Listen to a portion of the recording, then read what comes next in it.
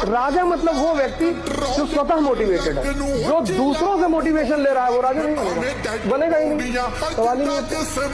क्योंकि सारी लड़ाई तुम्हें अपने व्यक्तित्व के बल पे लड़नी है। मैंने हिंदी मीडियम से पढ़ना शुरू किया, हिंदी मीडियम में आकर मेहनत बहुत करते हैं, उनकी मेहनत का कोई फायदा नहीं, लेकिन वो अपने दिमाग को इतना मिसयूज करते हैं ना।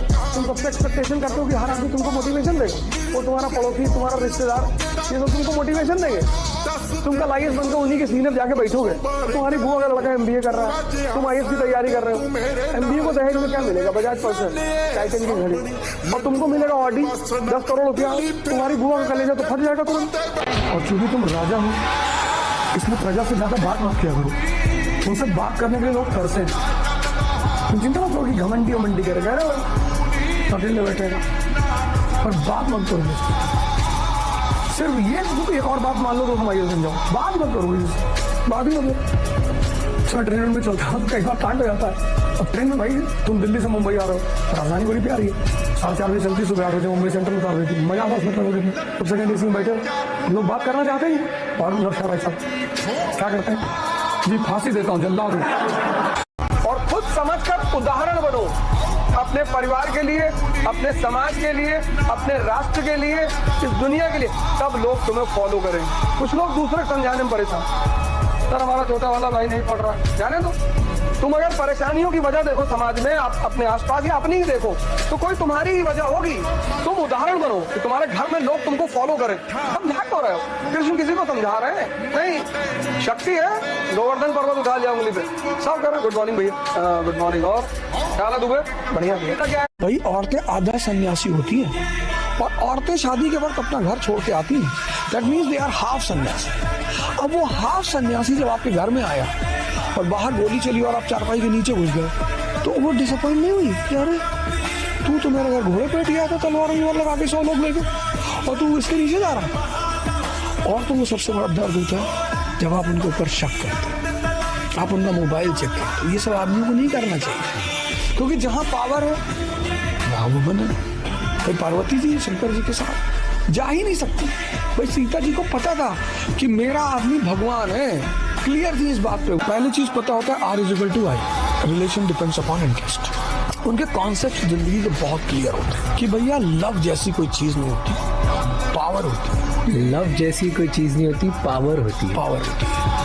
नहीं तो रिक्शे वाले को भी गुलाब मिलते हैं यार वैलेंटाइन डे के दिन, उसका दिल नहीं होता। पिक्चरों में मजदूर ड्राइवर का अफेयर किसी मालकिन के बेटे से होता है, बेटी से होता है, रियल लाइफ में कभी नहीं। भगवान मतलब क्या? लोग कहते हैं भैया हम भगवान को तन मन धन सब अर्पित तुमको, देखे हो? नहीं भैया देखे तुम, लेकिन क्यों अर्पित तुमको? क्योंकि पावर है, ओमनीसिएंट, ओमनीपोटेंट, ओमनीप्रेजेंट, यही तो गॉड की है। पैसे से पावर आता है कि खुशी आती है? खुशी आएगी, आनंद नहीं आएगा। खुशी कैसे आएगी? अभी क्लर्क का अगर मन बेचैन हुआ तो वो टीवी खोल के बैठ जाएगा, उसके पास तो एक ही साधन है। लेकिन जिसके पास पैसा और मन बेचैन हुआ, उसने तो बैग उठाया, सीधे स्विट्जरलैंड पहुंचा। पैसा क्या हेल्प करेगा? आपको बिजी रखने में हेल्प करेगा। आप गोवा के कैसीनो में बैठ जाओगे, 40 लोग आपके साथ बैठ के आपकी सिर्फ कहानियां सुन रहे हैं, और उनको पता है आप झूठ बोल रहे हो कि भैया एक बार जंगल में गया, चीता सामने पड़ा, एक चाटा मारे चीता को। उसको पता है कि तुम कुत्ते को नहीं मार सकते हो चाटा, लेकिन लोग तुरंत उसमें से खड़ा होकर बोलेगा कि भैया हाँ पापा बता रहे थे, जब आप पापा भी आपके साथ गए थे। अपना टाइम किसी को मत दो, पैसा दे दो, अकेले बैठे रहो, अकेले नहीं पढ़ने मन कर रहा है 10-15 किलोमीटर पैदल चले आओ। अपना टाइम किसी को मत दो, अपना दिमाग किसी को मत दो। सब राजा नहीं बन सकते, क्योंकि राजा एक अलग चीज है, इसलिए उसको बंगला भी तो उसी तरह मिलता है।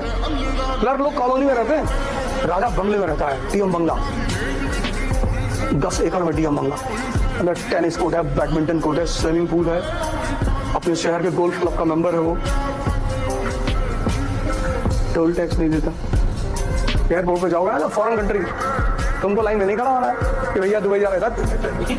तुमको अभी लग रहा है कि तुम बड़ी मेहनत कर रहे हो, कुछ नहीं कर रहे हो। जो तुम पाने जा रहे हो ना, उसके आगे ये मेहनत कुछ है ही नहीं। और कौन सी मेहनत कर रहे हो? हिस्ट्री समझ रहे हो, उसमें कौन सी मेहनत है? मेहनत है हल चलाना खेत में, पढ़ना मेहनत नहीं है। मेहनत है मार्च और अप्रैल में गेहूं काटना, मेहनत है दिसंबर की ठंडक में गन्ने के खेत में पानी लगाना।